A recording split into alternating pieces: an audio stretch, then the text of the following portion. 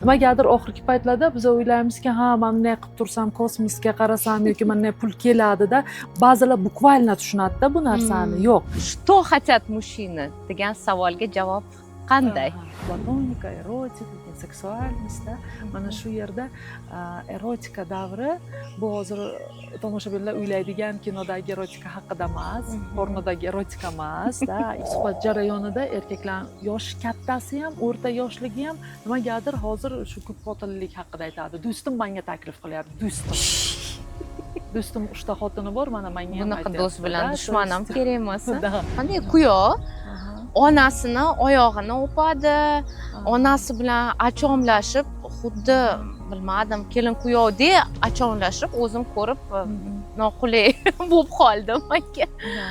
Buni psixolog va seksolog sifatida qanday ta'riflab berasiz shunaqa holatlarni? Onalar, o'zimizni, qizlarimizni erini o'g'irlab qo'ymaylik. Вот ana shu frazada nimani tushunyapsiz? Просто kommentariyda yozing, men обязательно o'qiyman. Zo'r gap. Chunki mana shu frazani hozir hamma har xil tushunadi-da. Agar ayol kishi xiyonat qilsa, eri bilsa, uni aytadi, "Sen fohisha buzuqsan, da men boshqasini topaman" deb ketadi. Ayollarda esa ayollar aybdor. Da. Ayollarda esa qarang, shunchalik moyilki faqat o'zini обвинять qilishga. Uylanishim kerak deydi, lekin baribir onasini xohlaydi. Mana shu biza 4-5 yoshimizda seksual identifikatsiya bo'lgan paytda men shu uchun ham aytaman, ayollar, ehtiyot bo'linglar, ochiq-sochiq anaqa yurmanglar. Da bir ayol yaqinda aytibdi menga, "Oy, Mudrapa, aman stringida yuraman uyda."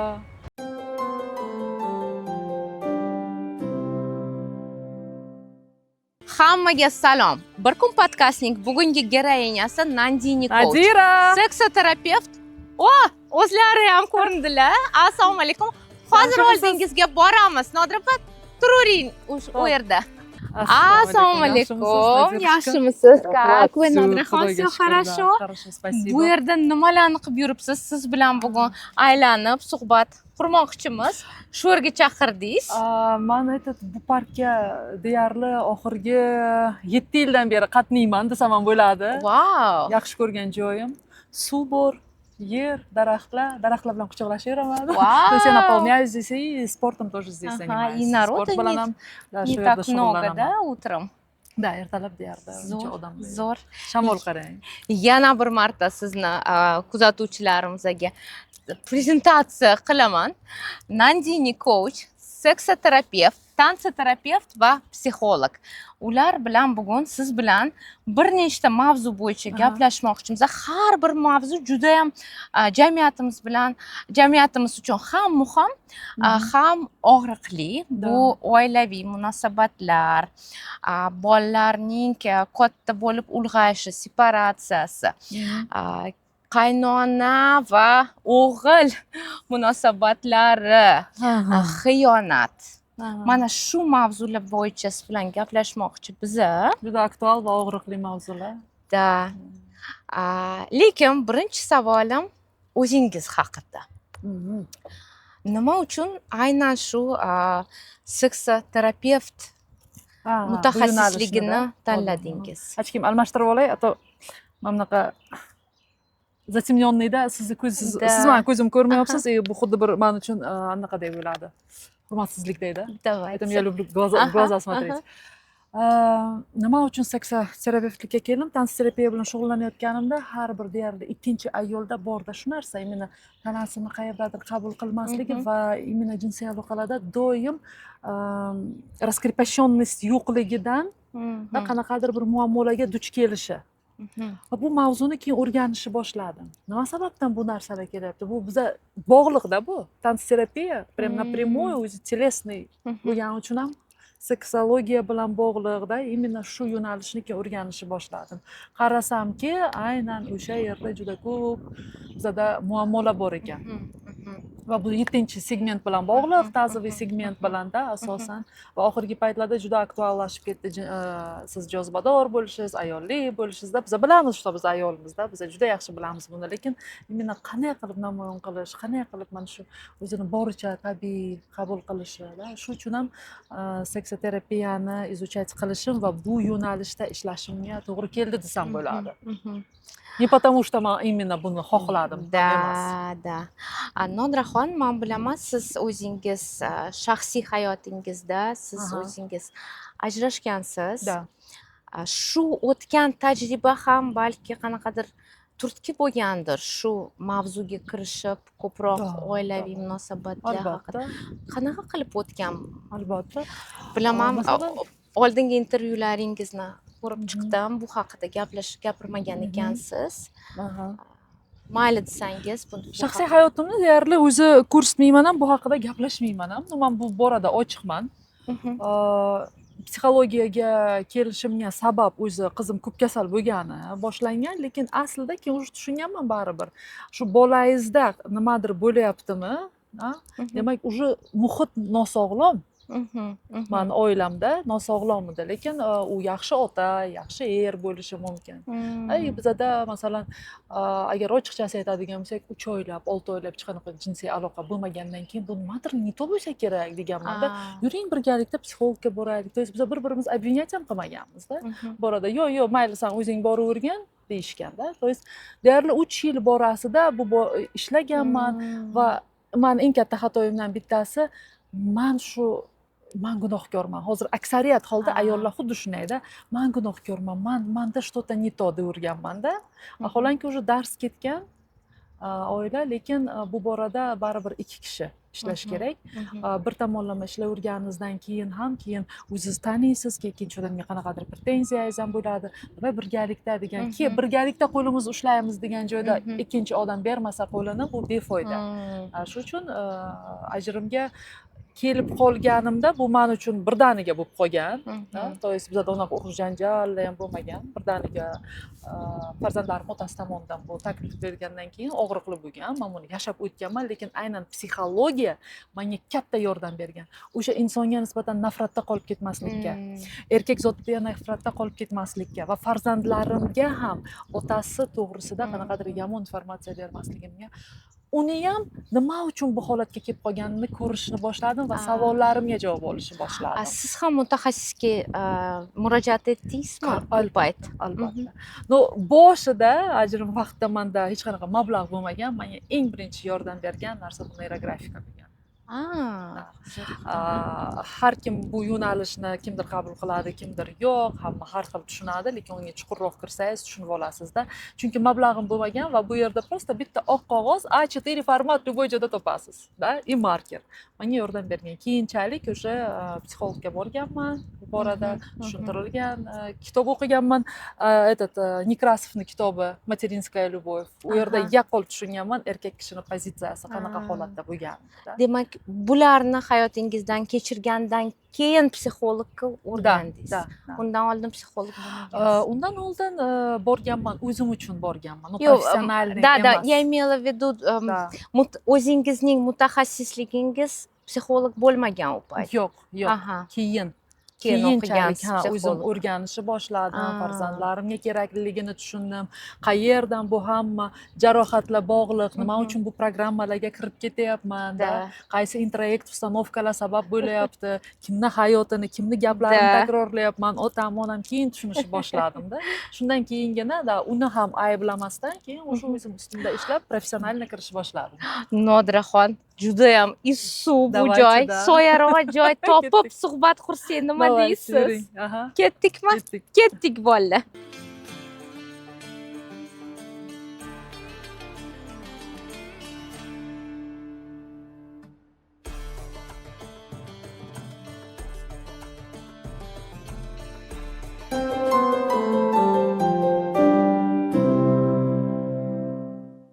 Va nihoyat biz o'tiradigan joy topdik. Suhbatimizni davom ettiramiz. Nodraxon, oilaviy munosabatlar bo'yicha bir nechta savol tayyorlab qo'yganman. Menimcha barcha tomoshabinlarga juda ham qiziq bo'ladi. Men juda ham o'zim yoqtirgan kino bor. Mel Gibson bilan "Что Да, хотят да. женщины", keyin yana rossiyaskiylari ham chiqib ketdi. "Что хотят mужчины", "О чем говорят мужчины". Sizga ko'pinchalik konsultatsiyaga keladigan oilaviy munosabatlar bo'yicha savol beradigan ayollar va erkaklar ko'p, bilaman. "Что хотят mужчины" degan savolga javob qanday? Aha. Все-таки bu savolingizga 100% erkaklar yaxshiroq javob bera olishi mumkindir. Lekin shunda ham 10 ta erkak 10 xil beradi javobni. Psixolog sifatida va mani oldimga keladigan ayollarni nomidan va analiz qilishimdan nima yetishmaydi va nimani xohlashadi. Asosan erkak kishi xohlaydi признанияni. Mani erkakday qabul qilsin, eriday mani vazifalat qilsin, e'tirof qilsin, eng asosiy talabi shu va itoat qilsin. Hozirgi kunda juda ham ko'p ayollardan eshitadiganim. Albatta filmlarda, men ham ko'rganman bu filmni, все-таки komediy janrda oladi, diqqat markazini ushlab turish kerak zritelnida. Psixologga esa aynan shu ichida qanaqadir bir bo'shligi bor, problemasi bo'lgani uchun ham keladi-da. Asosan erkaklar bilan itoatkorlik deganda nima, qanday nazarda tutyapsiz? borma desam bormaysan, mana shu ish bilan shug'ullanma desam shug'ullanmaysan-da, ishlaysan, ishlamaysan-da. To есть erkak kishi Xo'jayinlik qilishi xohlaydimi shunda? Da. Belgilab beradi va men shunaqa joyda barib men noto'g'ri deb hisoblayman bu narsani. O'zini fikrini bildirishi mumkin. Ha, men xohlardim shunday bo'lishini, lekin unga yarasha barib qanaqadir alternativa bo'lishi kerak-da. Sen hech qayerga chiqmaysan, uyda o'tirasan, bu baribir ertami kech bug'iladi-da bu yerda ayol kishi. Va kim aziyat chekadi bu yerda? Asosan bolalar. Chunki ona bolalari bilan bo'ladi. Yana sirvi aytsan ayniqsa. Ayollarchi, ular nimani xohlashadi? Чего хотят женщины? Agar bitta fraza bilan aytsak, erkaklar e'tirofni istasa, ayollar mehr va diqqat e'tibor, menga vнимание ajratsin, romantikani xohlashadi ko'p ayollar. Aksariyat holda ayollar romantikani xohlashi ham mana shu biz 3 ta etapdan o'tamizda yoshligimizda. Platonika, erotika, keyin seksualnostda. Mana shu yerda erotika davri bu hozir tomoshabinlar o'ylaydigan kinodagi erotika haqida emas, pornodagi erotika emas, именно balog'at yoshida biz shunaqa davrni kechiramiz-da. Mana yigit kishi e'tibor qilishi, o'sha yerda har bir qiz xohlaydi. Bayramlarda podarik olish xohlaydi-da. U ham ko'zga tashlanishini, ya'ni e'tiborga olinishini xohlaydi. Mana shu joyda, shu davrlarni yashab o'tmaganimizdan keyin biz buni o'zimiz bilan olib yuramiz. Mana shu pubertatniy davrda qolib ketamiz-da. Va nima qilamiz? Keyin oilaviy hayotga kelganimizda biz уже bu yerda seksualniy yetuk bo'lish kerak-da. Zrelый holatga kelishimiz kerak. Biz o'zimizdan keyin включать qilamiz именно подросткni. Ana shu narsalarni yashab o'taveramiz-da. Va so'rayman, nima siz uchun? Mana shu romantika nima? Menga gullar bo'lsin, svechka qilsin, menga nimadir syurpriz yaratsin. Xo'p, siz o'zingiz ham buni qilishingiz mumkin-ku. Yo'q, u menga qilsin. Bu yerda o'zi yosh bolachaga aylanib qolishadi-da. Kuzatish kerak, nazorat qilish kerak. Ha, shu narsa menga yetishmayaptimi va buni aytib eshittirish kerak. Partnyor bilan, eri bilan bizda shu gaplashish madaniyati yo'qroq-da. Va biz ko'pincha to'nimizni teskari kiyib olamiz. Sen yoqibding bunday. Keyin yana biz ham bitta kamchiligimiz, ayollar namyoq qilamiz-da. Shama qilamiz va u ham vaholanki folbin emas, tushunmaydi. Ayollar aytishi mumkin, yo'q, men uni o'ziga aytsam ham baribir qilmaydi-da. Mana shu eshita olish kerak. Faqat men haqman deyishi ham bu noto'g'ri pozitsiya. Erkak kishi aytadi, demak ham itoatkorlik shu-da. Xo'p, u bir marta itoat qiladi, 2 marta qiladi, no bora keyin yashirincha baribir o'zinikini qilish boshlaydi. Bu juda ham zo'r narsani aytdingiz. Erkaklarga to'g'rilicha aytishi namyoq tushunmas ekan. Men buni ikkita o'g'ilni tug'ib katta qilmagunicha tushunmadim, to'g'risini aytsam. Men ham andishali qilib, неудобно, как буду просить, namyoq qilib charchodim. Turmush o'rtog'imga endi tushundim, ular umuman namyoq juda ham primoy ekan. Erkaklar prostoy, primoy, to'g'riligicha aytsa, to'g'riligicha tushunib, Действительно. qilar ekan. Va bu gapimiz tuytepadan olib kelish kerak emas ekan. Birinchi 15 sekundda hammasini o'zi aytib olish kerak ekan. Bo'ldi, ular переключаться qiladi. Biz masalan bironta yangi narsa olmoqchi bo'lsak, mana bu dugonam to'y qilayotganida, keyin mana bu qo'shnim yangi ko'ylak olibdi-da, qarang. Mana shu yangi ko'ylakga keyin mana bunaqa sumочка sotilayotgan ekan, shu to'g'ri kelar ekan. Keyin o'g'limni bog'cha apasiga ham bilasizmi, bu podarka qilinishi kerak ekan. Oxirida keyin aylantirib erkak kishi bunisidan unisiga bunisiga переключаться qilgancha o'zi kalavan uchini yo'qotadi-da. Shuning uchun yaxshisi avval repetitsiya qilib, ichidagisini gapirib olsa ham bo'ladi. Repetitsiya keyin aniq lo'nda qilib erkak kishi bilan gaplashish kerak. Kechagina eslayotgandik turmush o'rtog'im bilan. Уже bu yil 20 yil bo'ladi turmush qurganimizga. И biza свадебный путешествиеga Malayziyaga borganmiz. И shopping sentrda bo'lganmiz. Kecha televizor ko'rsak, Malayziyani ko'rsatib oldi, shuni esladim. Shopping sentrga bordik, aylanib o'tdik, bitta qo'ynik ko'rib qoldim. Juda ham yoqdi. Uyalvanman-da, endi biz turmush qurgan bo'lsak, qanaqa qilib so'rayman deb etmadim, indamadim. Keyin уже shopping sentrdan ketgandan keyin уже chidamasdan etdim-da, и сразу aytibdi. Nimaga сразу etmading? Yur endi qaytamiz. Zo'rg'a 1 soat tag'in qidirib yurdik o'sha magazin. Shuni eslayotgandik kecha. Emotsionalniymiz, bizning neyron to'qimalarimiz zichligi evaziga ham ko'p narsalarni o'zimiz o'ylaymiz-da, boshqa inson uchun ham o'zimizcha hal qilib qo'yamiz. Chunki o'tmishdagi qanaqadir tajribalar bor-da, ota-onamizda ko'rganimiz bor. Onasi o'ziga shu bir nimani ravo ko'rolmagan yoki urush janjalini ko'rgan bo'lsa, hozir shuni olib ber desam kayfiyati buzilsa-chi, to'yz bizda ko'p narsalarni o'zimiz o'ylab bichib tashlaymiz. Shunga ochiqchasiga aytish o'rniga. Da, ochiqchasiga gapiravringlar, ayollar, hurmatli. Чего хотят женщины, чего хотят мужчины, gaplashdik. Endi nima uchun shu oilada munosabatlar buziladi? Asosan erkaklar sababchi bo'ladimi, ayollar sababchi bo'ladimi? O'zingizni amaliyotingizdan kelib chiqqan holda o'zingizni nablюденияларingiz bilan bo'lishsangiz. Men sizga aytaman, qarsi ikki qo'ldan chiqadi. Qarang, oila degandan keyin ikkita insondan iborat, erkak va ayol. Mana shular ikkalasi bir xil harakat qilish kerak. Hozir biz nimani ko'ryapmiz? Ayollar asosan o'zini ustida ishlaydi, har xil kurslarga boradi, o'zligini tanishni boshlayapti. Чего я хочу? А вообще кто я? Men o'zi kimman, nimani xohlayapman ekan, o'zligini tanishni boshlayapti-yu, erkaklar bu borada shug'ullanmaydi. Ya'ni erkaklar o'zi bilan ko'pchilik bilan gaplashganimda, psixologga borish siz uchun nima desam, bu zaiflik deb o'ylayapti. Vaholanki zaiflik emas. Mana biz oddiy ovqat o'rganishni ham biza kimdir o'rgatadi bizaga. Biza tug'ilmaymiz-ku bu bilan-da, bora o'rganamiz va xuddi shunday bu yerda ham siz o'zingizni psixikangiz o'zingiz tushunmaysiz. Hattoki psixologlar ham psixologga boradi va bu to'g'ri, superviziyaga borish kerak. Bu ojizlik emas, siz naborot chetdan terapevt sizni ko'radi.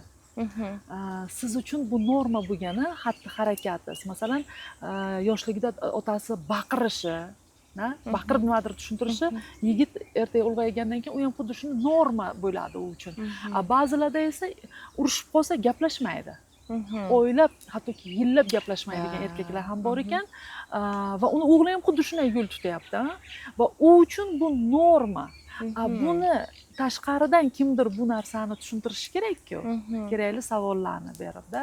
Va bu yerda albatta erkaklar bormagani, psixologga o'zini ustida ishlamagani bu katta minus deb hisoblayman. Chunki siz nimaga qaratasiz? Oilada nima siz uchun muhim? Sizni o'sha ustunligingizmi yoki ayolingiz bilan birga baxtliligingizmi va mana shu baxtni ichida farzandlaringiz ulg'ayotganimi? Nima siz uchun muhim? To'g'ri. Важнее.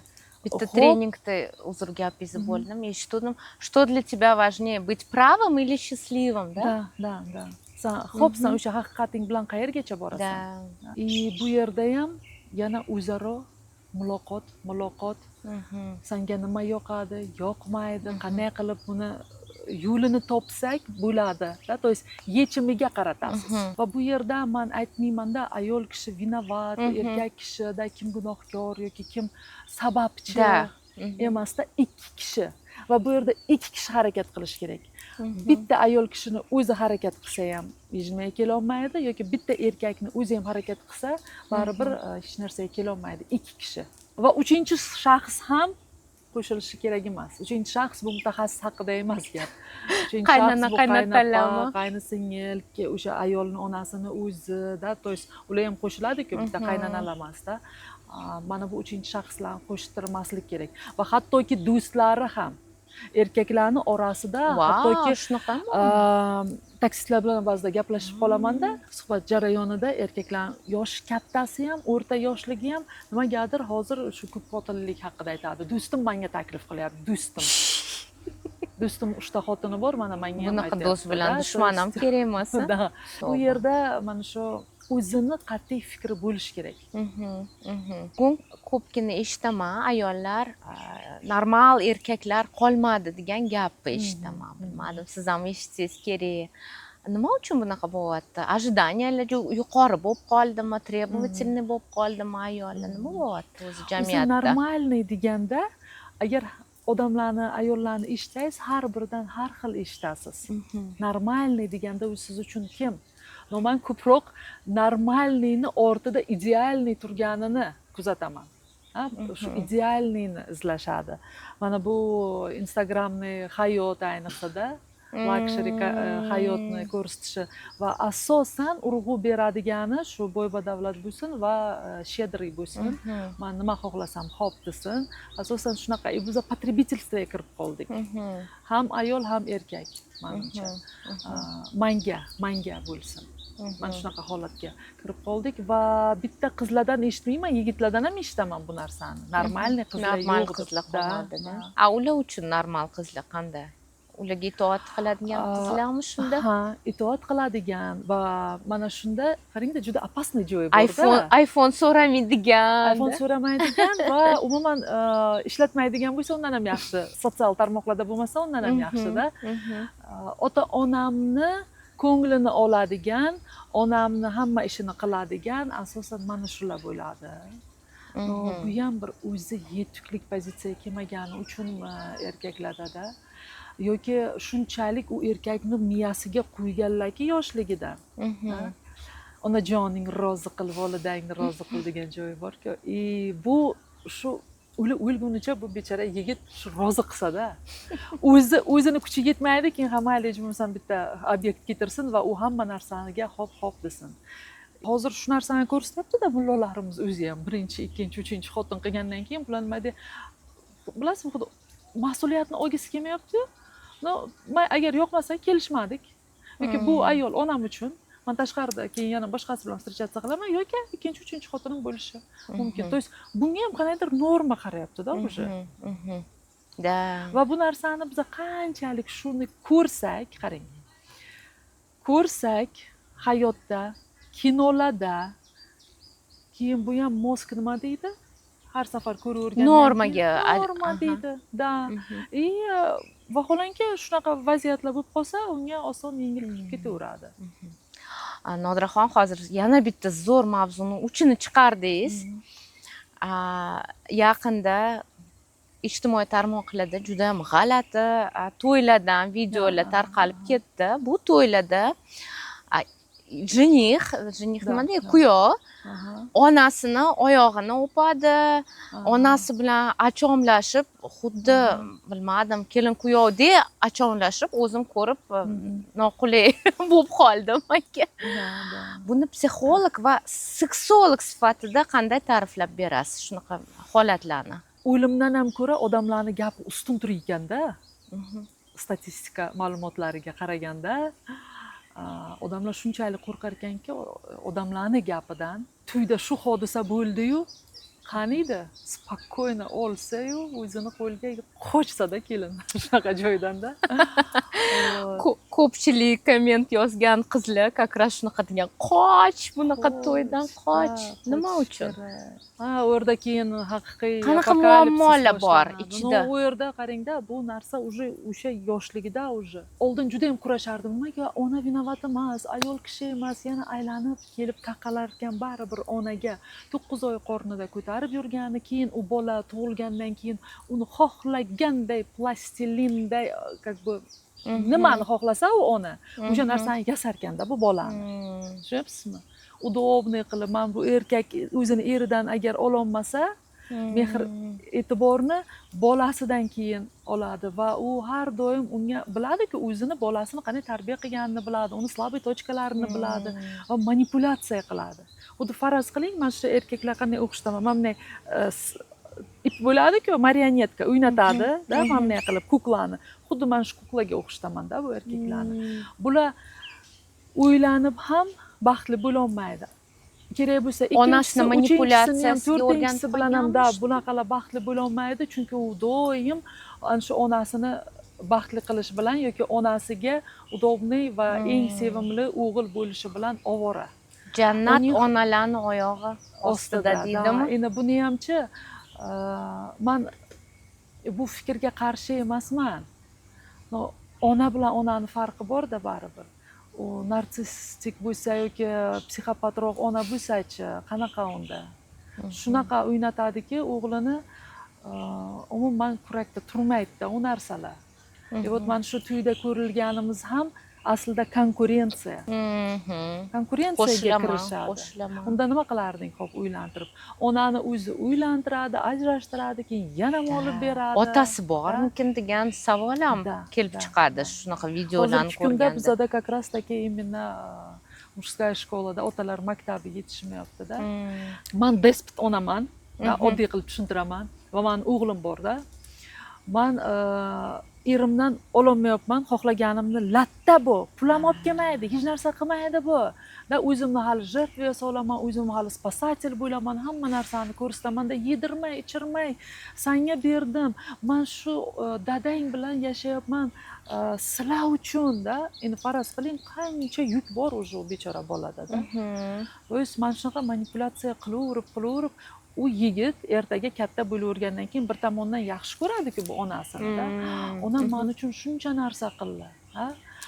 Chidab kelyapti onam. Va bu katta bo'lgani sari mana bu otaga nafrat ham bo'ladi. Yo'q, men otamdek bo'lmayman deydi. Va men shu yerda o'zini mujskoy kачестволарni, erkaklik xislatlarini gasiz qilishni boshlaydi yoki chiqarishi boshlaydi-da.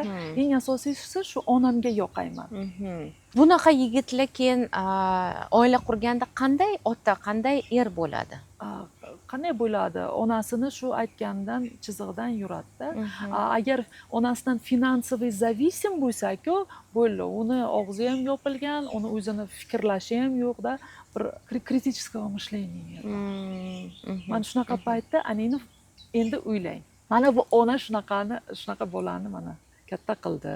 Bu erkak bo'ldi va buni zurriyotlari qanaqa bo'ladi? Uni farzandlari nima ko'radi va uni ayoli nima ko'radi? U ayol ham keyin hamma yukni zimmasiga olishga to'g'ri keladi, da, to есть за выживание. Men nima qilay deydi? Холодильник pustoy bo'lsa-da, qachongacha kutaman? Inisiativa chiqmasa bundan deydi. Keyin shundan ajrimlar chiqadi. Da, shu uchun. Individualniy. Ba'zida bo'ladi, ko'rasiz, u erkak shunaqa bolajon bo'ladi, допустим, u bolalariga qarashi normal. Mayli kamroq pul topar balkim-da. Ayol kishida mana biznes jilka bo'lishi mumkin. Va u ishlayversin, u ham ishlayversin, bu erkak bolalariga balkim ko'proq vaqt ajratadi. Shu tendensiya, значит, shans bor. Конечно, da, bor shans, hamma vaziyatdan ham chiqsa bo'ladi. Faqat mana shu yerda bizda sal noto'g'ri, sal emas, anchagina noto'g'ri informatsiyalar ketib qoladi. Ayol kishi ko'p ishlayversa, erkaklashib ketadi va unda ayollik, jozibadorlik yo'qoladi-da va bu eriga qiziq bo'lmay qoladi. Mana bu ham noto'g'ri. Ishlayversin, nima bo'pti pul topsa, bu bilan uni ayolligi yo'qolib qolmaydi. Eng asosiysi o'zi bilsin, shu mana shu balansda-da o'zi uchun. Hozir rosa ko'p ayollar shu aytganingizdek erkaklashib ketayotgan ayollar rosa ko'p. И ulardan o'zidan so'rasangiz, надежды нет, безответственно, на мужиков надежды нет, o'zi ham mujik bo'lib ketadigan ayollarni rosa ko'p ko'ryapman bugungi kunda. Va naobорот, feminniy, ya'ni erkaklar. da qanaqadir infantil, o'zini Da, ayoldek tutadigan isterichka erkaklar ham da, rosa da. ko'payayotgandek menga O'sha tuyulyapti. yana o'sha temaga qaytamiz. Mhm. Onada nimani ko'rgan bo'lsa, Mamsik bo'lgani uchun. da isterichkalikni ham, boshqasini Nima ham, deydi hozir, hammasini. как korzinочка, da, sыночка, Ha, korzinочка deydimi? da. Ko'ryapsizmi, bu yerda ba'zida aytadiki, siz erkaklar haqida aytmaysiz yoki bular kim vinovat, da, то есть давайте shundan ketaylik, qochaylik shu kimnidir ayblashdan. Yana qancha asrlar borasida, как бы shu vinovat qilib yashaymizda. Bu na samim деле kim aylanib keladi, taqaladi, o'sha onaga taqalib qoladi-da. Hozirgi kunda aytkim keladi, iltimos, onalar, Ana, услышьте, давайте kameraga да. qarab. Onalar, o'zimizni, qizlarimizni erini o'g'irlab qo'ymaylik. Вот ana shu frazada Zo'r gap. nimani tushunyapsiz? Просто kommentariyda yozing, man обязательно o'qiyman. Zo'r gap. Chunki mana shu frazani hozir hamma har xil tushunadi-da. Imi varuем на самом деле. Qanaqa mana biz yigitni uyushtiryapmiz-da. Kim avaylab paypaslaydi? Yo'q. Urilsin, bola yiqilsin, da zakalatsiya qiladi-da u. Staylda. Biz nima ko'ryapmiz? Наоборот, bu sladinki, jim o'tir, o'zim qilaman. Da. Apang qiladi, idishlarni yuvadi. Yo'q, bu bog'ichini bog'lab bilmaydi oyog'ini. Bog'lab qo'yamiz. То есть почти balog'at yoshigacha ham shu ahvol va unga ham Qanaqadir invalidga o'xshab-da. Ha, Bытовой invalid ham deyishadi. Lursin, nima bo'pti? Так. Shu joyga kelganda половое воспитаниeni ham men bir reelsim chiqqan paytda o'g'il bola mana biz pampersni yoshirmaymiz, da, tualetni bo'lmagan yashirmaymiz, da. Nima bo'pti bu ochiq joyda tursa, da. Prokladka deganimda juda xeyterlar ko'payib ketdi. Bo'lmasam unday bo'lsin, bo'lmasam bu o'sha lattasini ko'rsatsin, da juda temadan chiqib ketdilar-da. Na samom деле mana shu yerda ham biz o'sha o'g'il bolani yoshligidan kunnisni qo'ysak bo'ladi zimmasiga. Bu tushuntirish kerak o'g'il bolaga ham. Lekin hozir bor shunaqa onalar tushuntiradi o'g'liga, aytadiki, agar sinfdoshingda shunday bo'lib qolsa, bu mana shunaqa sikl, ertaga bu qiz bola ona bo'ladi bu ham. Bu tabiiy hol. Qara, agar shunday bo'lsa kulmagin-da. Imkoning bo'lsa yugurib borgin-da, olib kelib bergin kerakli narsalarni. Yoki imkoning bo'lsa, shundoq kostyuming berda, bog'lasin, agar o'tib ketgan bo'lsa-da, taksi chaqirgin-da. Действительно shunaqa holatlar bo'lgan ekan-da. Mana shunaqa xursand bo'ldim. Xudoga shukr, bor, не всё потеряно, bor shunaqa yigitlar. Ko'ryapsizmi, ona yana.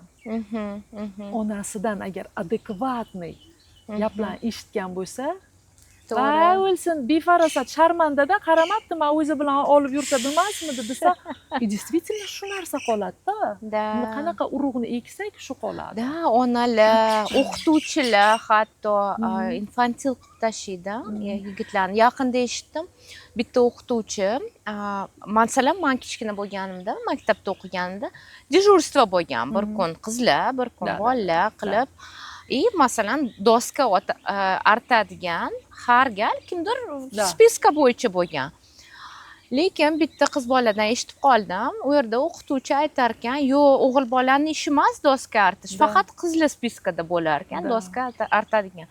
Lekin men o'ylayman, bu umuman noto'g'ri. Biz o'qigan paytda farqi yo'q, qiz bolamsan, erkakmisan, o'g'il bolamsan. Siz aytgan mavzu ham, masalan, menda ikkita o'g'il bor, men bekitmayman siz aytgan prokladka, tamponlar turaveradi ochiq joyda. Nima bu? Biologiya-ku. Shu yerda uzr gapsiz bo'ldim. Hierarxiya buzilmasligi kerak-da. Mana shu men, erim, keyin farzandlarim turish kerak. Da. Pedestalga farzandni olib chiqib qo'ymaysiz-da. Bolalar manipulyator ular, voy, shunaqa keyin konkurensiyaga boshlaydi o'g'il bola tam dadasi bilan birgalikda-da, qizlari bo'lsa onasi bilan bo'lib qoladi. Mana shu yerda erkaklar ham inobatga olish kerakki, baribir ko'proq ayollar ko'radi-da bizlarni. Ayollar ham akkuratni bu narsani yetkazishingiz mumkin eringizga-da. Mana deb emas-da. Masalan, yigitlar erkaklar qanday aytishi mumkin? Sen mani ona qizim, ты моя звездочка, лапочка, красотуля, da, sen mani borimsan. korolyevasan. Не то, что mana bu onangga. Qara, onang ahvolini qara. Oyog'i qiyshiq, ustida xalat. То есть hech qachon qizini ham mana bunday olib chiqib qo'yib, xotinini pastga urmaslik kerak. Bo'ldi. U keyin qizcha men katta bo'lsam sizga turmushga chiqaman. To есть mana shunaqa urug'larni ekib qo'ymanglar, ehtiyot bo'linglar. Nodiraxon, separatsiyachi qanaqa qilib to'g'ri o'tkazish kerak? O'g'il bola bo'lsin, qiz bola bo'lsin. Qaysi yoshda bo'lishi kerak har birida va qanday qilib to'g'ri separatsiya bilmaydiganlarga ham tushuntirib bersangiz. Demak, separatsiya. Keling, qiyin terminlar bilan tushuntirmayman-da psixologически. Oddiy dehqonchasiga nima degani? Kindigini uzish. Bu qiz bolaga ham, o'g'il bolaga ham baribir bog'liq. Bitta erkak kishi uzilishi muhimligi emas onadan-da. Mana biz emizamiz bolani va keyin ayirish davri bo'ladi. Bu ham separatsiyaga kiradi. Keyin bog'chaga beramiz. Qanaqa bolalarda kechinmalar bo'ladi. Baqir-chaqir, isterikada, lomka bo'ladi. Keyin maktabga borish davrida bu ham hammasi mana shu separatsiya bo'laveradi. Va biza уже balog'at yoshiga kelganimizda ayniqsa o'g'il bolalar prям вот onani yuragidan, qalbidan sug'urib olib tashlash kerak. Va mana shu yerda erkak kishining o'rni, roli juda ham katta. U bola ham avtoritet bo'lishi kerak deydi otasi. Mana shu payt agar ovchilikka olib ketsa yoki velosiped tuzattirsa yoki borib anaqada ishlasa yerda otasi bilan naborot xursand bo'ling deyman, naborot bu zo'r. Chunki erkaklik xislatlarini ko'rish kerak. Lampochka burashi, devorlarni shuvashi, remont qilishi, xullas mana shu paytda prosta shunday topshiring shu o'g'il bolani dadasiga. Biz nima qilamiz? Anaqa qilaveradi. Nima edi? Arqon. Yopishib oladi o'g'liga.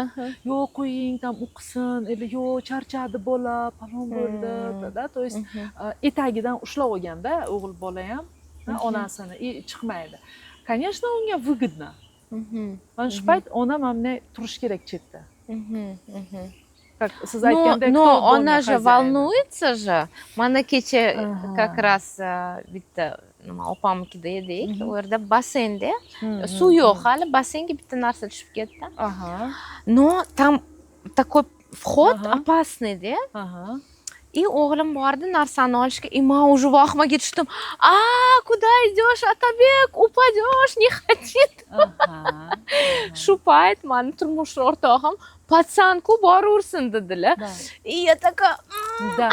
Ana shu ham как раз таки mana shu separatsiyada, ko'ryapsizmi, onalarni o'zida ham bor-da. Mana endi tushundim, aytganingizni. Тем более dadasi bor ekan. Men как раз o'zi yoshimni so'ramoqchi edim. 4-5 yosh bo'lsa, agar ota bo'lmasa oldida, конечно, sizni 12 yoshli. 12 yoshli bolani Тем более dadasi bo'lsa, oldida. Все-таки to'xtatasiz. Понимаете? Yo'q, men to'xtatmoqchi edim. Da, men o'zimni to'xtatdim. Keyin o'g'lim ham o'zi aytdi. Mam, я на гаражах прыгаю, nima qilibdi bassenga tushsam. Я такая, ты еще и на гаражах прыгаешь. Da, mana shu bilan biz ularni ulg'ayishiga ham, erkaklashishiga ham biz yo'l qo'ymaymiz. Biza deganda spesialno вот общий aytayapman-da, san ayol, san onasan. Qizlarda-chi qanaqa o'tish kerak? Qizlarda separatsiya qanaqa o'tish kerak? Bizada osonroq kechadi. Da. Bizada osonroq kechadi. Все-таки biza baribir onadan chiqib mana erkak kishini tanlaymiz-da. Qo'l o'zgaradi. Erkaklarda yo'q.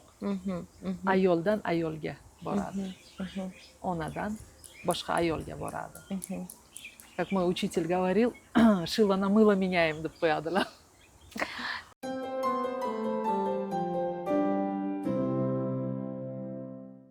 Nodiraxon, siz tansi terapiya bo'yicha dars o'tasiz.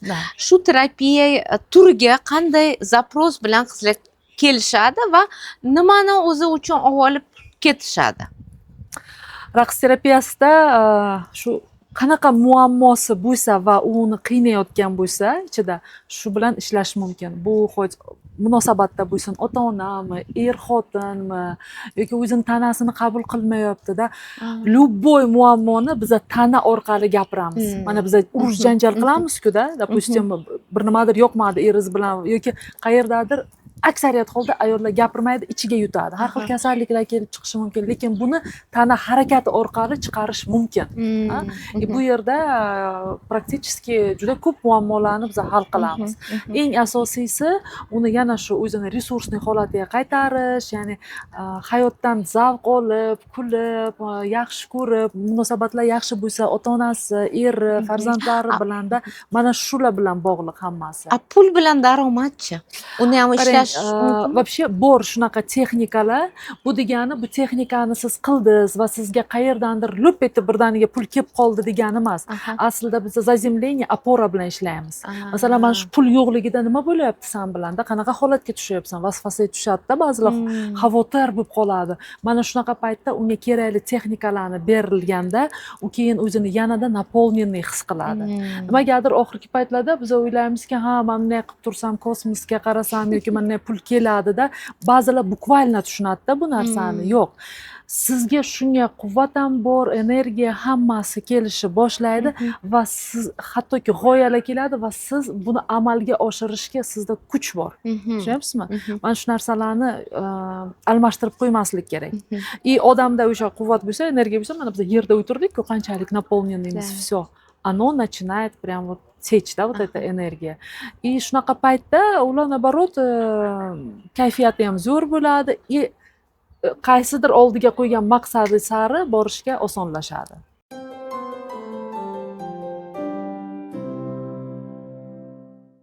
Yana bitta mavzuni siz bilan gaplashmoqchi edim. Bu juda og'riqli mavzu ko'pchilik uchun, bu xiyonat mavzusi. Buni oilaviy munosabatlarda xiyonat kelib chiqishining sabablari nimada? Sababi hammada har xil bo'ladi. Endi ularni og'zidan eshitgan paytingizda-da, lekin общий qarasangiz, xalqda mana bunday deydilar. Ha, demak, erkak kishi nimadir o'sha oiladan topmagan va u ketdi. Shu bilan как бы oqlaydilar-da. Ayol ham mendan nimadir, men berolmadim nimadir va o'zini aybdorlikka kirgizadi. Qiziqda mana shu yerda tendensiya, просто kuzatasiz, agar ayol kishi xiyonat qilsa, eri bilsa, uni aytadi, sen fohisha buzuqsan, da, men boshqasini topaman deb ketadi. Ayollarda esa ayol aybdor. Da, ayollarda esa qarang, shunchalik moyilki faqat o'zini обвинять qilishga. Baribir ayol o'zini men vinovat. Bizni sindirib tashlaganda-da, u narsani yoshligimizdan, kichkinaligimizdan. Aybdorlik hissi, uyat hissi-da bular. Qarang, har xil holatlar bo'ladi. Kimdadir jinsiy qoniqmaslik bo'ladi, kimdadir onasi olib bergan, da, shunga uylandim, lekin menda unga ko'nglim yo'q baribir.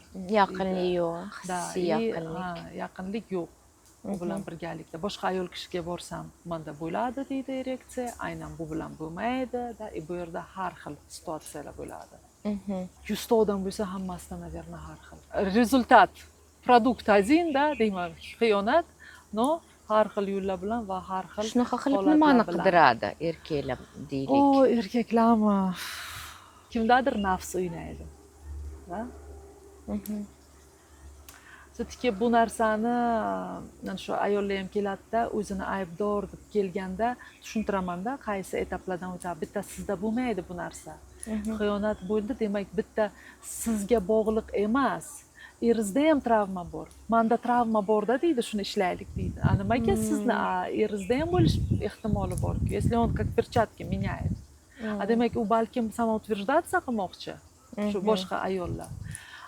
Ba'zida masalan erkaklarning o'zi bilan ham gaplashganimda, qarang, uni o'zini personasi bor-da, to есть o'zini maskasi bor. Men yaxshi joyda ishlayman. Men onam, otam uchun avtoritetga aylanganman va hattoki qo'ni-qo'shnilarimga ham yordam beraman. Meni hamma hurmat qiladi va oilada ham o'zini o'rni bor-da uni. Lekin ayoli bilan xohlagancha gaplasha olmaydi va o'zi xohlagan temada gaplasha olmaydi. Bu ayol unga qiziq emas. Bu qiziq emas. Xo'p, rivojlansin, bunday bo'lsa ayolingga ruxsat ber rivojlanishiga-da. Yo'q deydi, u bilan не о чем с ней типа разговаривать. Va men u bilan o'zim xohlaganday bemalol bo'la olmayman jinsiy aloqada. Va men shunaqa paytda men boshqa ayolga bordim deydi va u bilan bemalol bo'la oldim deydi. Lekin bittada to'xtamading-ku. Keyin yana boshqalari boshlandi-ku, любовницалар. Unga nima sabab bo'ldi? Все-таки erkak kishini ham o'zida miyasi bor, kallasida tarakanlari. Har doim ham ayollar vinovat emas demoqchiman bu borada. Mana shu joyga kelganda polovaya konstitutsiya ham muhimda. Mana masalan Bu nima degani?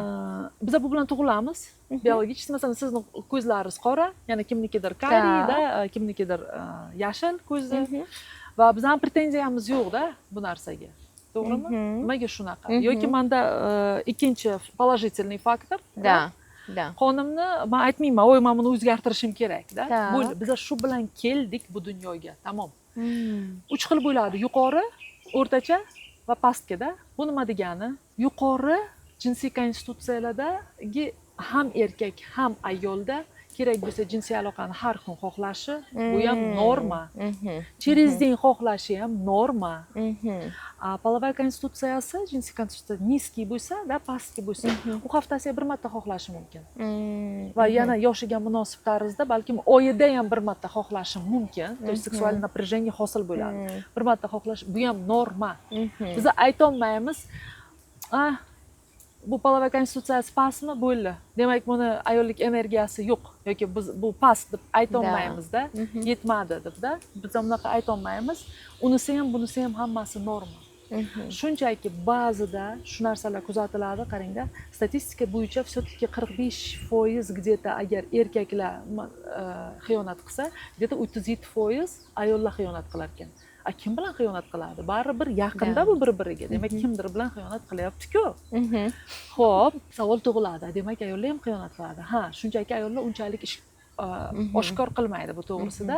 Masalan, erkaklar uchun bu, men nima edi, machoman-da, statuslarni sabablari har xil bo'lsa kerak. O'zini o'ziga ayol kishida bo'lsa, bu narsani bir принижаться qilinadi-ku.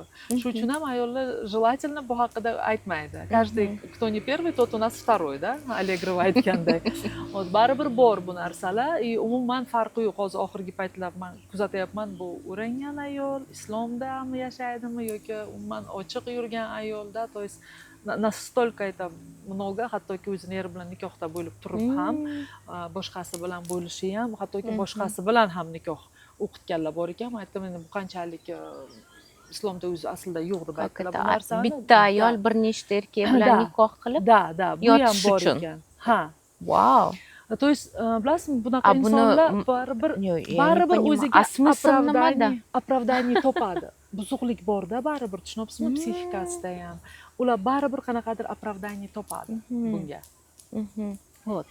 Demak, yana gapimga qaytaman, agar erkak kishida pastroq bo'lsa-yu yoki o'rtacha bo'lsa, ayol kishi har kuni xohlasa, ko'p holatlarda biz ko'ramiz, baribir xiyonatga boradi.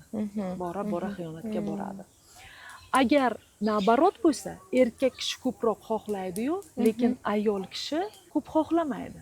Lekin bizda shunaqa xususiyat bor-u, biz birga bo'la olamiz o'sha erkak bilan. Erkak kishi "я хочу" deganda qarang. Erkak kishi "я хочу", men xohlayman deganda, ayol kishi "я могу" deya oladi.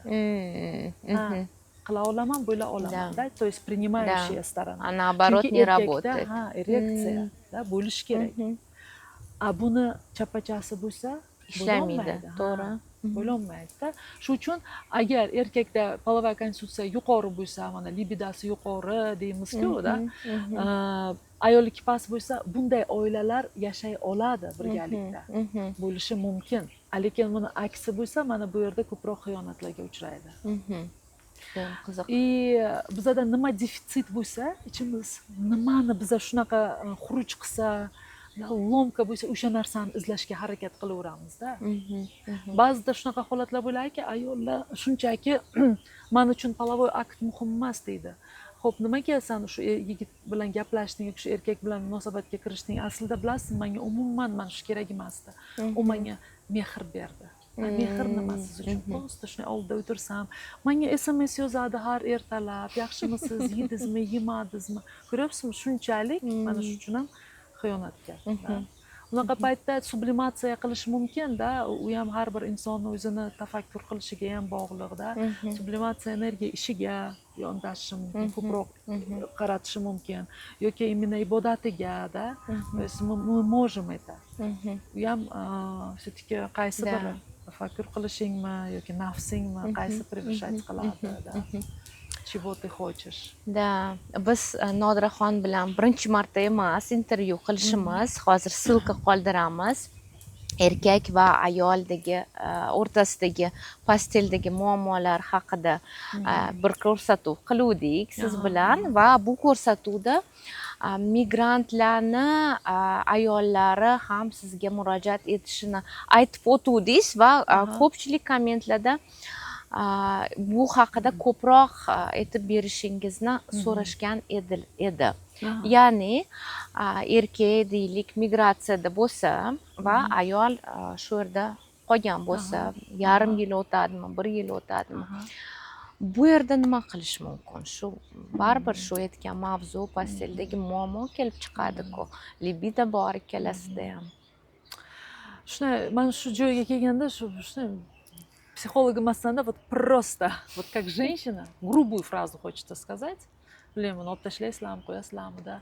Если ты не твоя женщина, кто-то будет это делать за тебя. degan joyi ham bor-da. Неожиданно. Да, да. В lоб, да, вот так сказать. Qarang. Nima qilsin erkak bechara? Pul ishlayim deb ketdi-ku. Да, u ham, no, biz ko'ramiz-ku, что u yerga borganda все-таки keyin o'zini yana o'ziga boshqa bir ayolni topganini ko'proq eshitamiz-da. Допустим, va bora-bora o'sha yerda qolib ketadi ham. Yillar mobaynida yashaydi u yerda. Men bu yerda bolalar, axir shu bolalarni nima bo'lsa dunyoga keltirding? 2 yilda yoki 1 yilda bir keladi-da, farzandlik qiladi-da, bir oy yashab, keyin yana ketadi. Asosan sen baribir u yerdasan. Ayol nima qilish kerak shunaqa paytda? Конечно, ayollarga qiyin bu borada. Ko'ryapsizmi? Yana выгода bor-da baribir. Zato u ota-onasiga qarayapti. Aman ishlashga ketdim-ku, uni oqlaydi-da o'zini. Yana har doim ham birga ketishsinmi? Ну вот какое решение? Ishlab u yerda katta bir pul jo'natayotganini ham kamdan-kam eshitganman. Baribir millioner bo'lib qaytmaydi-yu. Bunaqa paytda xo'p, oila o'zi nimaga qurildi? Nimaga? Nimaga bo'lmasa? Juda ham o'rinli savol. Birgalikda borsin. Oldida bo'lsin ayoli. Agar ota-onasi bitta o'zi qolib ketdi deb shunchalik переживать qilayotgan bo'lsa, balkim aka-ukalari, opa-singillari bordir. Agar umuman hech kim bo'lmasa, odamdan nima qilishi mumkin? Qarashga.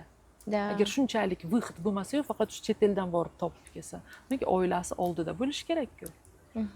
Nafaqat bu yerda ayol kishi, bolalari ham aziyat chekadi. Travmirованный дети будут. Qanaqa, mana yana o'sha temaga borib qaytamizda, u bolalar erkakni ko'rmasa, haqiqiy erkak qanday bo'ladi? Ota mehrini olmasa, qanaqa bizning jamiyatimizda keyin sog'lom farzand kutishimiz mumkin? Ana bunaqa bolalar keyin to'yda onasini oyog'ini o'pib, achomlashib, uyatsiz achomlashib. Da. Shunaqa kompleks eokasta degan narsa bor va menga shunday odamlar ham murojaat qilgan. Nima degani? Yigitlar onasini xohlashi. Va bizda bor bu narsa. Hamma boshlaydi, "Voy, astag'firulloh." Men o'yladimki, shunaqa klientlaringiz bor. Da, no bular har doim ham chiqmaydi, to есть kelib yuzma-yuz ishlamaydi ular. Ko'pincha onlayn so'rashadi. Umuman засекреченный nomer orqali ishlamoqchi bo'ladi, lekin aslida nima uchun bunaqa kasallik-ku bu? Nima uchun kelib chiqadi? Ona ham xohlaydi va hattoki birga bo'lganlari ham bor. Bu bitta mani fikrim emas. Men urologlar bilan gaplashganimda ham xuddi shu fikrni tasdiqlashdi. 24 yosh, 27 yosh yigitlar keyin aytadiki, "Endi uylanishim kerak" deydi, lekin baribir onasini xohlaydi. Mana shu bizda 4-5 yoshimizda seksual identifikatsiya bo'lgan paytda men shu uchun ham aytaman, ayollar, ehtiyot bo'linglar, ochiq-sochiq anaqa yurmanglar. Da bir ayol yaqinda aytayaptiki menga, "Oy, Mudrapa, aman stringida yuraman uyda. Bolam yosh-ku." Necha yosh? Necha yosh? Desam 7 yosh. Yosh emas. Shu emas bola. Shundan kelib chiqadi да, bunaqa да.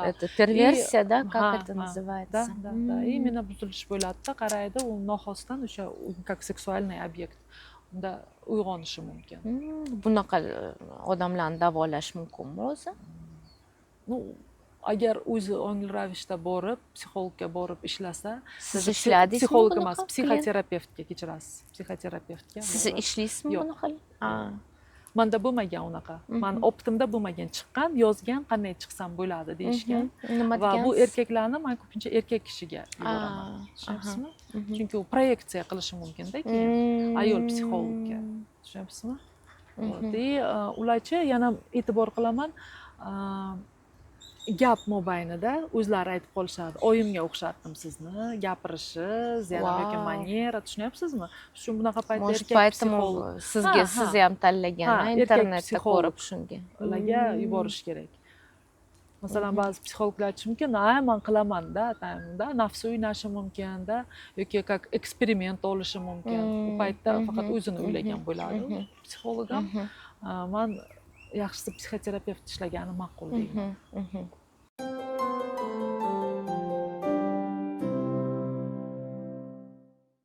Nodiraxon endi xiyonat mavzusini уже yopib, da, закрывай deganda, xiyonatni kechirish kerakmi?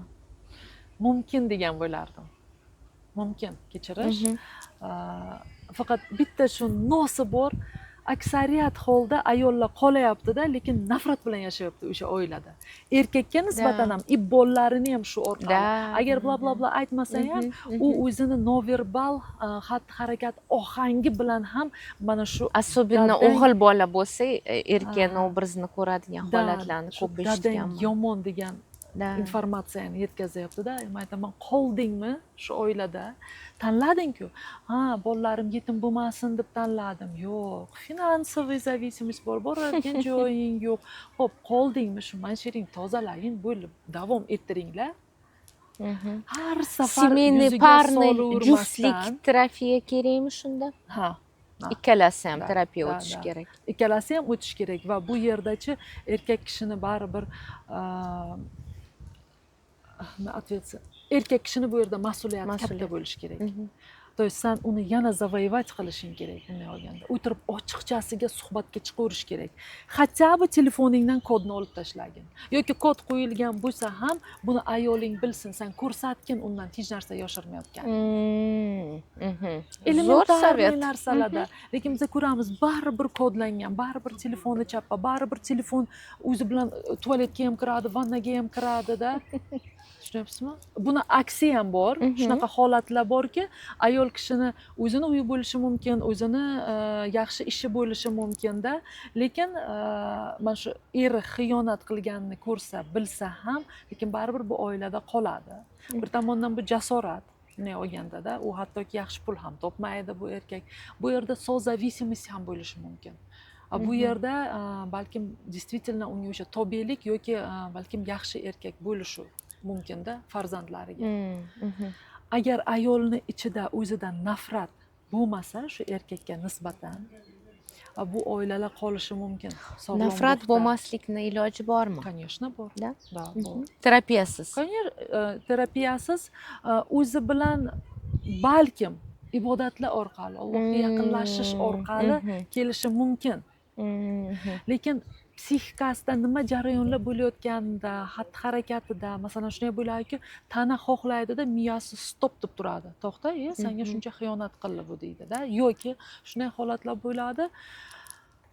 Aynan jinsiy aloqa vaqtida qarang, Nodiraxon xohlayman deydi, lekin jinsiy aloqa vaqtida bo'lib umuman xohlamayman deydi. Chunki bir vaqtning o'zida ham gaz, ham tormoz pedal bo'ladi-da. Nima bo'ldi desa, o'sha balkim u ayolni ham xuddi shunday qilgandir. Balkim u ayolni ham shunday erkalagandir. Balkim u ayol, to есть tushunyapsizmi? Без конца mana bu o'chmaydi-da. Pautina bosib ketgan. Shuning uchun tozalash kerak bo'ladi. Bunaqa paytda albatta psixologga borib ishlasa, ikkita sessiyalari bilan o'zi yashab o'tsa bu kechinmalarni, juda ham yaxshi holatga kelishi mumkin va bunaqa oilalar juda ham ko'p. Birgalikda normal yashab ketganlar ham ko'p. Nodiraxon, endi deylik xiyonatni ayol kishi kechirdi, yana yashab davom etishdi, lekin takrorlansa-chi? Agar doimiy ravishda yana ham xuddi shunday xiyonat qilib yuraversa, surunkali kasallikka o'xshab qolsa bu xronический kasallikday, bunaqa paytda ayol kishini o'ziga juda ham qiyin bo'ladi. U faqat emotsionalniy kacheliga tushaveradi-da, kortizol ishlab chiqaraveradi. Bu o'zini xotirjamligi yo'qoladi. Shunaqa ayollar bor, nevroz bo'lib qoldim deb kelganlar borda. Ba'zi bir ayollar keyin telefonni ulab qo'yadi. O'zini telefoniga mana shunaqa paytda GPS qiladi, mashinaga proslушка qiladi. Hozir shunaqalar ham ko'payib ketibdi. Mana shunaqa paytda aytamanki, siz o'zingiz prosta jahannam tagiga olib borasiz. Nimaga kerak bu sizga-da? Xo'p, bildingiz ham deylik, keyin nima qilmoqchisiz? Va ketolmayapti-da u. Bunaqa paytda qiyin, ayolni o'ziga qiyin bo'ladi. Bunaqa paytda уже лучше ketishda. Конечно, o'zi baribir tanlovni o'zi qilish kerak. Oson bo'lmaydi. Shuncha yil yashab qo'yding, sen o'rgangansan, oson bo'lmaydi. Albatta-da. Farzandlar bo'lsa orada. Mana shu joyda farzand bilan ham hech qachon manipulyatsiya qilmaslik kerak. Ba'zida ayollarimiz от бессилия-da, то есть qo'lidan hech narsa kelmaganidan yoki bolalardan alam olish boshlaydi yoki shu bilan erini jazolashni boshlaydi. Bu yerda faqat bolalar o'zicha er xotin o'rtasida nimaiki bo'lsa, agar destruktiv, bolalar aziyat chekadi. Faqat bolalar. Bular ikkalasi o'zini egosida, o'zini travmalarida bir-biriga to'qnashishi, jang qilishi, mana hattoki voynida idут, то же самое bo'lishi mumkin. Faqat aziyat chekadi bolalar bu yerda. Chunki ikkalasidan tarkib topganda ikkalasi ham qadrli. Qaysi birini tarafiga borgisi kelmaydi. Вот прям, bilasizmi, qanaqa kartina ko'raman, shu razdirать qiladilar bolani shu ikki tomonga. Nima bo'ldi u bilan? Yana eng erkin ba'zi ayollar o'tirib olib, bolalarini oldida yomonlab o'tiradi, qarg'ab o'tiradi otasini. Munosabatlarda ziddiyatlar bormi? Qanaqa bo'lishidan qat'iy nazar. Bu jinsiymi, o'zaro bir mamnay mehr orasidami-da, to есть mehr ololmayapman, vнимание, nima bo'lishidan qat'iy nazar o'tir gaplashgin. Murosa qila olmayapsizlarmi? Faqat to'qnashyapsizlarmi? Mutaxassisga boring. Masalan, problema bo'lsa, tish og'ridi, stomatologga boradi, mutaxassisga boradi-da. Ovqati agar tuzi kamroq bo'lsa, tuz soladi. To есть biz yechimiga qaratamiz-ku. Mana shu yerda ham borish kerakda, yechish kerak bo'ldi. Psixolog bilan, psixoterapevt bilan nima uchun imенно mutaxassisga bormaydi shunaqa paytda? Gapga boradi yoki mayda choyxonada do'sti bilan muhokama qilishi mumkin. Sizga nima do'stingiz bironta tayinli bir gap aytadimi? Maslahat berishi mumkin yoki erkakmisan bo'ladi. И вот здесь не есть это хорошо. Erkak kishi sevib uylandi, shu sevimli ayolidan farzand keldi dunyoga. Mas'uliyatni zimmasiga olmayapti-da. Va ketma-ket xotin oladi yoki ma'shuqa, любовницаlar orttiryaptimi? Bu sizni muammoingiz. Bu sizni ayolingizniki emas. Bu sizni kasalligingizda. Men imенно mana shu bo'rttirib kasallik deb aytaman. Qachonki siz bu bilan ishlaysiz va bu holatdan chiqish ehtimoli bor. Siz buni ichida bo'lsangiz, zinoligini ham bilasiz, vaqtinchalik o'zlaricha nikoh o'qitiladi, keyin yana mosongina talog'ini beradi. Siz o'sha jahannamga, botqoqqa o'zingiz barib tushib ketaverasiz-da. Yana bitta savolim bor shu mavzuga yaqin. Men bitta tadbirga borgan edim yaqinda. Bu tadbirda 700 kishi emas, qiz bola o'tiribdi, talaba qizlar. Keyin bitta trener chiqdi-da ham savol berdi. Qizlar, yaqinda erga tegadigan qizlar bor bo'lsa, qo'linglarni ko'taringlar dedi. 700 kishilik zaldan 3 ta 4 ta qo'l ko'rdim. Qizlar hozir umuman erga tegishni xohlashmaydi. Bu menimcha balkim erib o'tirur ularni. Yo'q, yosh, birinchi, ikkinchi kurs qizlar. И plus men ham ko'ryapman bunaqa tendensiya, xuddi bir ikkita qiz bilan ham gaplashdim. Ular aytishyapti, bu svadьба qanaqadir laxatron. Biza dешевый рабочая сила, бесплатная рабочая сила, itoat qilamiz, hamma ishlarni qilamiz. А что взамен получаем? Ничего не получаем. На e'tibor bor, xiyonat ko'p, e'tibor yo'q. Hamma ham ko'p pul ishlamaydi, да, pul ham yo'q. Nima deb o'ylaysiz? Вот нет ли у нас кризиса семьи, да, как института?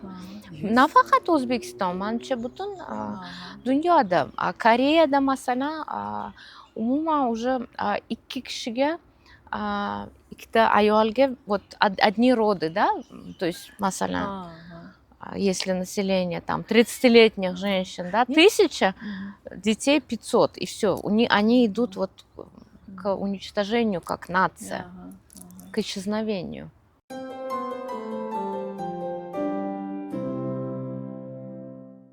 Nima uchun hozirgi kunda qizlar turmush qurgisi kelmayapti? Да. Birinchidan mana shu hamma narsani ayol kishiga yuklayaptilar-da. Men xayolimdachi shunday kartinani ko'raman. Shu islomdan ham oladilarki, qaysi biri erkaklarni o'ziga выгодный, kerakli joyini shunday tushib qoldiradilar. Keyin yana ayolni zimmasiga Furshet deydi. Bilasizmi, ayolni zimmasiga mana shunchada erkakniki muncha ekan. Lekin aksi ekan o'zi aslida. Nabarot ekan. Shunchalik nabarot islomda ayollarni o'rni baland yuksaltirilgan ekan va hattoki buni yaqinda o'qidim. Ayol kishi tug'ib emizmayman desa ham haqli ekan. Wow. U topishi kerak ekan. To есть juda ham ko'pda erkak kishini zimmasida. No, buni absolutno nabarot qilib tashlaganlar-da. Balkim qochayotgandir hozir qizlarimiz. No, menga, конечно же, qizlar keladi, nabarot erga tegmoqchiman deb-da. Bor bunaqasi. Ammo xursand bo'layotganim shu kunda. Aynan erkak kishiga interesi bor. Bor все-таки. Xudo ko'rsatmasin. Но требовательные. Qiz bolaga bo'lishi. Chunki bu ham ko'payapti menga. O'g'il bolalarga, qizlarga qiziqishi ko'payapti. Именно в seksualном плане. Shuning uchun men aytamanki, uyalmang, oila qurishmoqchi bo'lsangiz, bu haqida aytishga ham uyalmang. Bu norma. Bu to есть uning sinfda emas bu norma. Keladi yoshingiz o'zi. Shunga yetilib kelasiz. 21 yoshmi, 25 yoshdami, hamma har xilda kelasiz. Но то, что не хотят, xohlamayotgani, balkim именно bularning qo'rquvlaridir. Yoki biz bilmaymiz qanaqa oilada o'sdi bu. Qanaqa otani ko'rdi, uradigan, ichadigan otani ko'rdimi? Jamiyatda nima ko'ryapti-da? Ajrimlar ko'payib ketyapti. Bu menimcha qo'rquvlar bo'lsa kerak. Lekin hech bir sog'lom ayol va sog'lom erkak bir-biriga mehr berish va olishdan qochmasa kerak. Xohlaymiz-ku, baribir hammamiz xohlaymiz. Konsultatsiyaga keladigan erkaklar umuman eshitishni xohlamaydigan maslahatlar bormi? Umuman eshitmaydigan, eshitish xohlamaydigan, lekin juda muhim bo'lgan maslahat, e'tibor jalb qiladigan mavzu bormi? Qarang, masalan, psixolog o'zi maslahat bermaydi-da. Men nimani ko'rishim mumkin? Mana psixopat bo'lsa, agarda u erkak odatda ayolini olib keladi. Bu nito'roq deb olib keladi. Man to, da, to есть ya okey, no ana не okey, buni qilib beringlar deb-da. Lekin siz buni ko'rasiz-ku. Yo'q, siz ham men bu yerda qo'shilishingiz kerak, siz ham men bunday qilsangiz yaxshiroq bo'lardi, ayolingizga yordam bo'ladi, u ham sizga keyin доверительные отношениялар deganingizda mana shu narsalar как бы yoqmaydi-da ularga.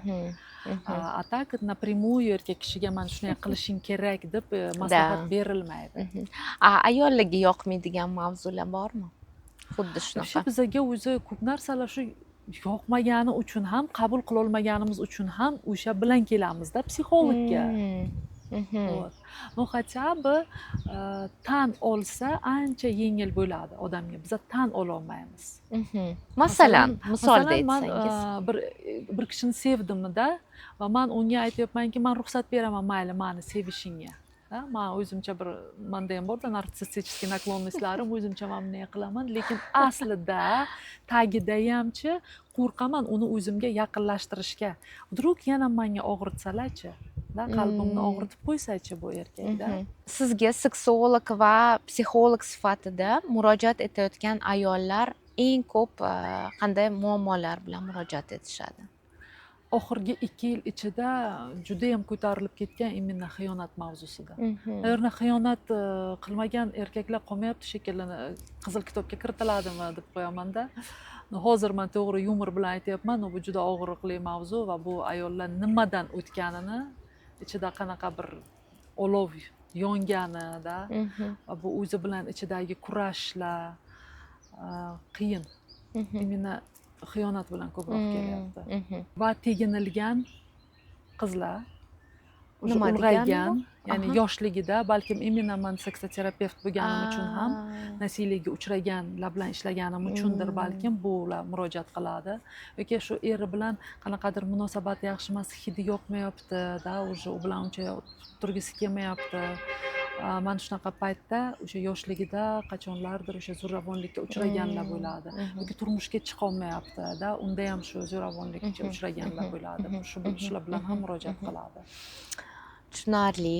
Endi umuman shu mavzuni yopish sifatida yana bitta savol bermoqchiman. Shuncha muammolar haqida gaplashdik, oilaviy munosabatlar, erkak ayollar orasidagi munosabatlarda muammolar. Shu muammolarni oldini olish uchun oila qurayotgan yigitlarga, ayollarga qanday maslahat berasiz? Rivojlaning, o'qing. Biza mana bu sensitivniy period bo'ladi-da, o'zi 0 yoshdan 7 yoshgacha bola dunyoga keldi va ota-ona unga quyadi. Ota o'zini tajribasi bor, ona o'ziniki bor, o'zini o'tmishlari, opiti-da, to есть nima ilmi bo'lsa, bolaga mana bunday quyiladi. Va balog'at yoshiga yetganda bu bola o'zi balog'at yoshida nimaga bunchalik bunt bo'ladi? Bu na yosh bola, na katta ulg'aygan, bu oraliqdagida va mana shunaqa paytda ana shu ota-onadan uzilib bu jamiyatga kirayotgan paytda o'zini shaxsiy fikri bor. Mana shu paytda ham balog'at yoshi shu uchun ham bir tekisda o'tmaydi o'zi. Tushunishga harakat qiling o'sha farzandlaringizni va ana shu balog'at yoshidagi yigit, qizlar doimiy ravishda o'zingizni ustingizda ishlang, o'qing, kerakli kitoblarni o'qinglar. Kerakli psixologiya bo'yichami-da, bu yerda ilm olish kerak va eng asosiysi shunchaki kitob varaqladingiz, ilm oldingizda emasda, mana bu chig'iriqdan o'tkazish kerak. Через критическое мышление. А что это? Men nimani his qilaman o'zi bu yerda? Men qaysi informatsiyani oluvdim? Bu istinami, yo'qmi-da? Toki sizni o'zingizni shaxsiy fikringiz bo'lmas ekan, siz bilan любой joyda xohlaganday har xil kuyga solish mumkin. Shuning uchun oila qurganda ham mana shu ikki kishimi o'zaro ikkalasi muhokama qilib hal qilish kerak. Uchinchi shaxs qo'shilishiga yo'l qo'ymang va hattoki bunga statya ham bor ekan. Ana. Va hattoki qizini majburlab onasi erga bermoqchi bo'lsa yoki onasi otasi o'g'lini uylantirmoqchi bo'lsa, bunga ham statya bor ekan. Bor, Men hayron qoldim. O'tgan yil eshitdim. Nahotki даже berganlar ham ekspluatatsiyaga tenglashtiriladi. Faqat o'qing, rivojlaning, o'rganing, hayot siznikida va eng asosiysi mana shu joyga kelganda mas'uliyatni o'zimiz bo'ynimizga olishimiz kerak-da. Ana shu javobgarlikdan biz qochadigan bo'lsak, har xil toshga, daraxtga, devorga urilaveradi odam. Katta rahmat sizga, ajoyib suhbat, menimcha juda manfaatli suhbat bo'ldi. Bizning podpischiklarimız, ayollar va erkaklar, qizlar, bolalar uchun. Bizni albatta kuzatib boringlar. Yangi intervyularni o'tkazib yubormaslik uchun podpiska qilinglar. Bir kun podkast YouTube'da, bir kun podkast Instagram'da va mening shaxsiy sahifamga ham podpiska qilinglar. Instagram'da Nodira Said deb topib podpiska qilsanglar bo'ladi va sizning sahifangiz ham aytib o'tsangiz, qanday qilib sizni kuzatib borish mumkin? Nandini Coach Nandini Coach, YouTube, Instagram. Da ham xuddi shunday. Men taklif qilgan bo'lardim, kommentariylarda agar yozib qoldirsalaringiz, sizlardagi bo'layotgan vaziyat yoki nimani angladingiz, nimani tushundingiz, qayerda siz qo'shilmaysiz-da va mana shu qo'shilmaganizdagi holatingiz qanaqa? bu joyga kelganda o'zingizni ichki his tuyg'ularingizni kuzating, sizda nima bo'ladi. Shundagina o'zingizni yanada isloh qilasiz. Bizga ham takliflaringizni yozishlaringiz mumkin. Конечно, o'ylab ko'ramiz, keyin qanaqa qilib bu informatsiyani sizga, sizni tilingizda yetkazish mumkin va qanaqa qilib yordam berish mumkin. Yana bitta ideya keldi. Eng zo'r savol yoki komment qoldirgan podpисчикка bitta konsultatsiya qilib bersangiz. Men Nima terapiyaga taklif qilishim mumkin. O, ana qizlar. Shu imkoniyatni boy bermanglar. Eng zo'r komment yoki eng zo'r savol siz bilan birga tanlaymiz. Bo'lmasa, aynan shu kodda video YouTube'da qoldirilgan kommentlarni o'qib chiqamiz. Eng zo'rini tanlab, bo'lmasa, ana qanaqa imkoniyat, tantsoterapiya. Добро пожаловать terapiyaga. Добро пожаловать. Yozinglar, aktiv bo'linglar. Hammaga rahmat e'tibor uchun. Xayr, xayrli bo'lsin. Va sizga kattakon rahmat.